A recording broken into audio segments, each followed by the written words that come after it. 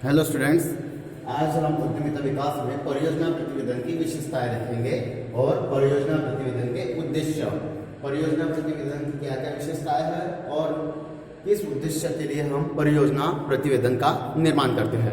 तो हम परियोजना प्रतिवेदन की विशेषताएं देख लेते हैं।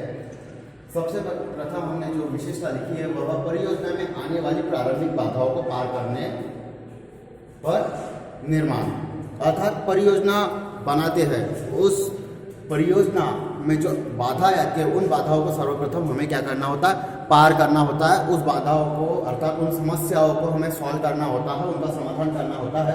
उसके पश्चात क्या किया जाता है, परियोजना प्रतिवेदन का निर्माण किया जाता है। फिर परियोजना का विस्तृत प्रलेख, यह एक लेख होता है, प्रलेख होता है, किसके संदर्भ में, हम जो परियोजना प्रारंभ करने वाले हैं या जो उद्यम स्थापित करने वाले हैं उस उद्यम के संदर्भ में। उसके पश्चात परियोजना क्रियाओं का मार्गदर्शन, हम जो परियोजना स्थापित कर रहे हैं, जो व्यवसाय स्थापित कर रहे हैं, उस व्यवसाय में हमें किस प्रकार से नीतियां बनाना है, हमें क्या योजनाएं बनानी चाहिए जिससे हमें लाभ होगा, हमें किस प्रकार की योजनाओं पर अमल नहीं करना है, हमें कैसी नीतियां बनाना है, ये सभी का ज्ञान हमें कहाँ से मिलेगा, परियोजना के प्रतिवेदन से। ये सभी प्रकार का ज्ञान हमें या इस प्रकार का विस्तृत नॉलेज हमें कहाँ से मिलेगा, परियोजना से ही मिलेगा, परियोजना प्रतिवेदन से। उसके पश्चात परियोजना क्रियाओं का मार्गदर्शन, हमें परियोजना कैसी करनी चाहिए या हमें व्यवसाय कैसा करना चाहिए, हमें क्या करना चाहिए, क्या नहीं करना चाहिए, ये सब हमें मार्गदर्शन परियोजना प्रतिवेदन से ही मिलेगा।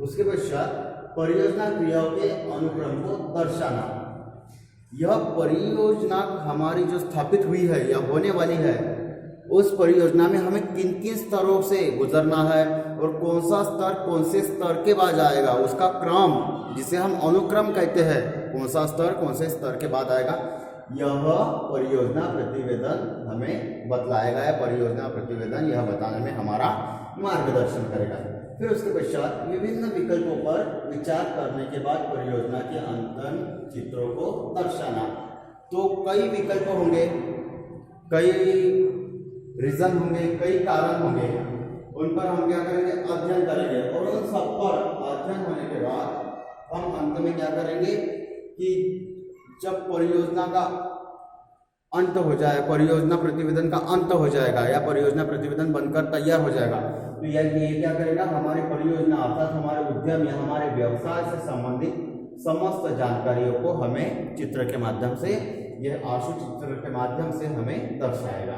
फिर उसके पश्चात हम देखते हैं परियोजना प्रतिवेदन के उद्देश्य। तो हमने तो विशेषताएं देख ली, अब उद्देश्य देखते हैं, क्या उद्देश्य है जिनसे परियोजना प्रतिवेदन, जिनके लिए परियोजना प्रतिवेदन का निर्माण किया जाता है। तो सर्वप्रथम उसमें जो हमारा उद्देश्य है वह क्या है, विनियोजन अवसरों का मूल्यांकन।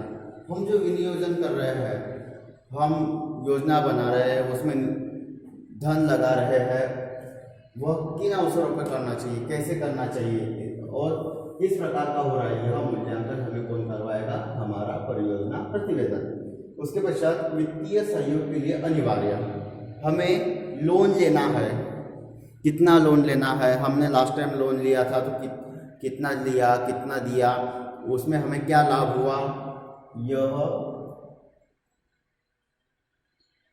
निर्धारित करेगा परियोजना प्रतिवेदन और हमें लोन लेने के लिए या वित्तीय सहयोग के लिए क्या करेगा, मार्गदर्शन करेगा। उसके पश्चात परियोजना के पंजीकरण या अनुमोदन में सहायक, कोई भी परियोजना या उद्यम स्थापित करने से पहले हमें उसका पंजीकरण करना होता है, उसका पंजीयन करना होता है, शासन द्वारा, प्रशासन द्वारा उसका अनुमोदन करना होता है, तो ही हम स्थापित कर सकते हैं। क्योंकि हम छोटी परियोजना तो स्थापित नहीं कर रहे हैं, बड़ी परियोजना स्थापित कर रहे हैं तो ही प्रतिवेदन आया, छोटी परियोजना तो कोई भी हम स्टार्ट करते हैं, उसके लिए कोई अनुमोदन या पंजीकरण की जरूरत नहीं। परंतु बड़ी परियोजना है तो उसके लिए अनुमोदन और पंजीकरण की जरूरत होती है। उसी के पश्चात क्या होती है, परियोजना प्रारंभ होती है। अगर हम कोई कंपनी खोलना चाहते हैं, कोई उद्यम बड़ा करना चाहते हैं, तो उसके लिए शासन प्रशासन से अनुमति और पंजीयन अनिवार्य है, जिसमें परियोजना प्रतिवेदन सहायक है।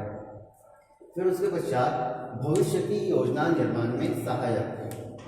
हमारा जो प्रतिवेदन बना, इस आधार पर हम वर्तमान में हमें क्या लाभ हुआ, क्या लाभ हो रहा है, क्या घाटा हुआ, पिछले बार में हमें क्या घाटा हुआ, वर्तमान में क्या घाटा हो रहा है, भविष्य में क्या लाभ होगा, क्या घाटा होगा, इन सब चीज़ों को हम ज्ञात करते हैं परियोजना प्रतिवेदन की सहायता से।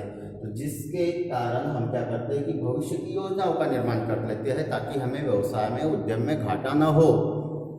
फिर उसके पश्चात श्रम एवं समय की बचत।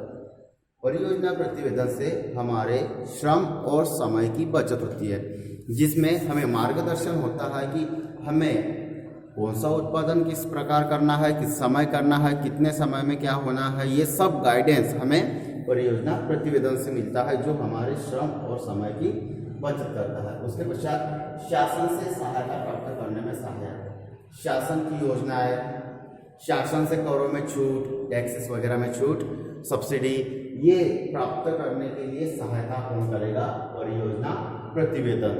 फिर उसके पश्चात परियोजना के क्रियान्वयन हेतु कार्य योजना निर्माण में सहायक। हमारी जो परियोजना है उसका क्रियान्वयन, उसको चलाना है और बहुत अच्छे से चलाना है, तो उसके लिए क्या किया जाता है, योजना बनाई जाती है हमारे द्वारा। उन योजनाओं को बनाना और उनको लागू करने के लिए हमारी मदद कौन करता है, हमारा परियोजना प्रतिवेदन। तो ये थे परियोजना प्रतिवेदन के उद्देश्य।